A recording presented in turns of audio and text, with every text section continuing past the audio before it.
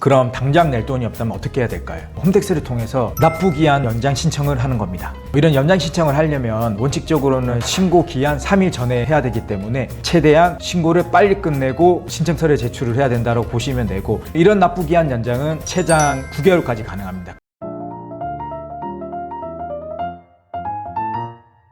안녕하세요. 박성훈의 세무노트 박성훈 세무사입니다. 지난 영상에서는 부가가치세 신고를 위한 기본적인 세팅 방법, 공제당국 리스트에 대해서 알아봤었는데요. 그런데 우리가 신고서를 제출했다고 해서 끝나는 게 아니라 국세청의 사후 검증이 기다리고 있습니다. 그래서 종종 잘못된 신고 등으로 인해서 해명 안내문을 받는 경우가 있는데요. 오늘은 신고 마감 직전과 신고 이후에 리스크 관리적인 부분과 세금 부담을 줄이기 위한 납부 대책에 대해서 말씀드리고자 합니다. 그러면 우리가 신고를 정상적으로 마쳤다고 판단을 했는데도 불구하고 해명 안내문이 날라오는 이유가 무엇일까요? 우선 첫 번째로 국세청의 어떤 검증 과정에서 매출이 누락된 경우가 있을 수 있습니다. 그래서 신고된 매출과 국세청에서 집계된 어떤 매출과의 차이가 발생한다라고 하면 매출 신고 누락으로 인한 부가가치세 수정 신고에 대한 해명 안내문을 받으실 수 있습니다. 그리고 두 번째로는 허위 가공 세금 계산서를 주시하는 경우 그 거래 상대방이 고강도의 세무조사로 인해서 파생해서 세무조사가 나올 수 있습니다. 그럴 경우에는 거래 사실 해명에 대한 안내문을 받게 되는데요. 이런 해명 안내문을 받게 되면 간단한 안내문이 아니라 보통 2페이지에서 3페이지 분량의 질문들이 들어가 있다고 보시면 됩니다. 대표적으로는 이 거래가 실제 거래가 맞는지에 대한 입증 서류 부분과 대표자의 인상 차기는 어땠는지, 제품이나 상품에 대한 운반은 어떤 식으로 행했었는지, 그런 전반적인 내용에 대해서 상세하게 작성을 해서 제출을 해야 되는 경우가 발생할 수 있습니다.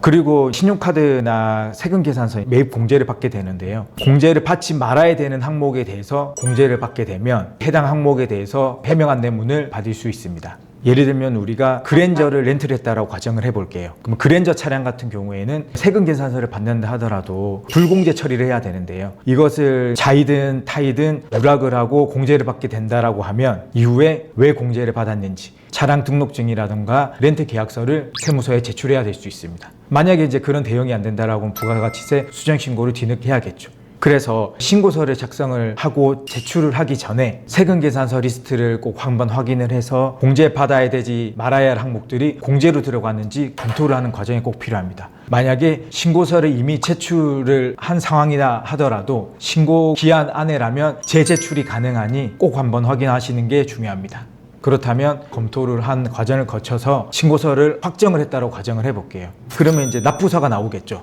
부가가치세 같은 경우에는 거래 상대방으로부터 받아서 내는 개념이긴 하지만 금액이 이제 큰 경우에는 사실 좀 부담이 될 수가 있어요. 왜냐하면 우리가 세금 계산서를 먼저 발행을 했었어도 대금은 뒤늦게 들어오는 경우들이 있을 수 있죠. 그렇게 되면 고액의 부가가치세는 일시납하기 부담스러울 수 있습니다. 종합소득세 같은 경우에는 납부액이 1,000만 원이 넘어가면 분할 납부가 가능합니다. 그런데 부가가치세는 기본적으로 분할 납부하는 제도가 없습니다. 그럼 당장 낼 돈이 없다면 어떻게 해야 될까요? 대표적으로는 두 가지 대안을 말씀드릴 수가 있습니다. 우선 대안 1은 신용카드 할부를 납부하는 거예요. 홈택스에서 세금 납부를 할 때 신용카드 납부가 가능하고 이때 할부가 가능합니다. 대신에 이제 국세 납부를 신용카드로 하게 되면 국세 납부 대행 수수료라고 해서 결제 금액의 일부를 수수료로 부담하게 되고요. 만약에 할부를 하게 되면 그 할부에 대한 이자 수수료도 발생할 수 있겠죠. 그리고 또 하나가 신용카드로 국세를 납부하게 되면 취소가 안 됩니다. 그 부분은 유념하고 계셔야 되고요. 두 번째로는 홈택스를 통해서 납부기한 연장 신청을 하는 겁니다. 이런 연장 신청을 하려면 원칙적으로는 신고 기한 3일 전에 해야 되기 때문에 최대한 신고를 빨리 끝내고 신청서를 제출을 해야 된다고 보시면 되고, 이런 신청서를 제출한다고 해서 곧바로 승인이 나는 건 아니고 담당자의 승인 과정을 거쳐서 승인을 받게 됩니다. 그래서 압류나 체납 이런 건들이 있다라고 하면 납부기한 연장이 거절될 수 있습니다. 이런 납부기한 연장은 최장 9개월까지 가능합니다. 그렇기 때문에 납세자의 입장에서는 납부 부담이 완화가 많이 되겠죠. 그리고 납부기한 연장을 신청을 하게 되면 신용카드 납부와는 다르게 수수료가 발생하지 않습니다. 그리고 가장 중요한 것 중에 하나가 우리가 사업을 하다 보면 신용보증기금이나 기술보증기금을 통해서 대출을 진행할 수가 있는데요. 그럼 이런 운용자금 신청을 할 때 분할납부 신청에서 승인한 부분을 해당 기관에서는 체납으로 볼 여지도 있다는 겁니다. 이 부분은 좀 유념을 하셔야 됩니다.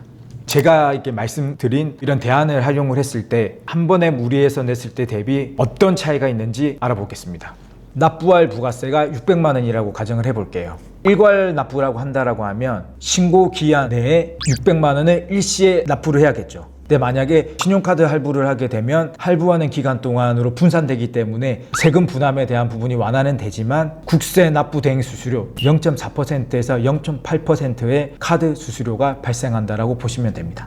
그리고 우리가 홈택스를 통해서 납부기한 연장을 신청했을 때 승인시 최대 9개월까지 된다고 말씀드렸는데요. 신용카드 할부 대비 국세 대행 수수료에 대한 부분이 발생하지 않기 때문에 납세자 입장에서는 굉장히 유리하고요. 그렇기 때문에 이제 과거에는 되게 까다롭게 좀 봤지만 요즘은 이제 체납이나 압류 등의 어떤 이력이 없다라고 하면 가능한 승인을 해주는 추세라고 생각해 주시면 됩니다. 그렇기 때문에 만약에 부가가치세의 어떤 일시납이 어렵다라고 이제 판단이 든다면 신용카드 할부보다는 납부기한 연장 제도를 활용하는 것을 좀 권해드립니다.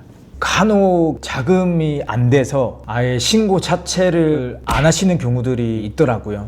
이런 제도들이 있기 때문에 무조건 정상적인 신고 기한 안에 부가가치세 신고를 꼭 하셔야 합니다. 부가가치세 신고 마감 전에 이 순서대로 검증을 꼭 해보셔야 합니다. 첫 번째는 매출에 대한 누락이 없는지, 대표적으로 이제 매출 세금 계산서가 있을 것이고, 그리고 카드 매출, 현금 영수증 매출, 기타 현금 매출, 그리고 이제 오프라인 매출이 있을 수 있겠죠. 그래서 꼭 누락되지 않도록 매출은 꼼꼼히 신경 써 주셔야 되고요. 매출이 누락이 되면 100% 연락이 온다라고 봐주시면 됩니다. 두 번째로는 매입에 대한 부분을 확인을 꼭 해보셔야 됩니다. 공제를 받을 수 있는 부분들을 공제를 못 받았다고 해서 국세청에서 따로 연락을 주지는 않거든요.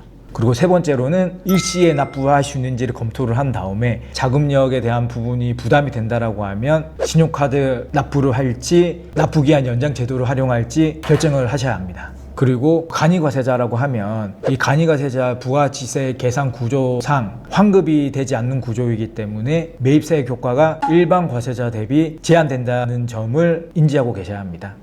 부가가치세 신고는 신고서 제출 버튼 눌렀다고 해서 끝이 아닙니다. 신고 이후에도 매출 누락이나 가공세금 계산 수치 혐의 등의 사유로 인해서 해명 안내문을 받을 수 있는 거고요. 세금 납부에 대한 부담을 생각하셔야 되는 거고요. 그래서 오늘 알려드린 신용카드 할부 신청하고 납부기한 연장 제도를 활용한다라고 하면 무리하게 자금을 끌어들일 필요 없이 정상적으로 부가가치세 신고를 마무리할 수 있다라고 생각하시면 됩니다. 이제 꼼꼼히 챙겨서 부가가치세 신고를 제대로 하는 경우도 있지만 반대로 신고기한 자체를 놓치는 경우도 있습니다. 그래서 다음 영상에서는 부가가치세 신고기한을 놓쳤을 때 어떻게 해야 되는지에 대해서 다루어 보도록 하겠습니다.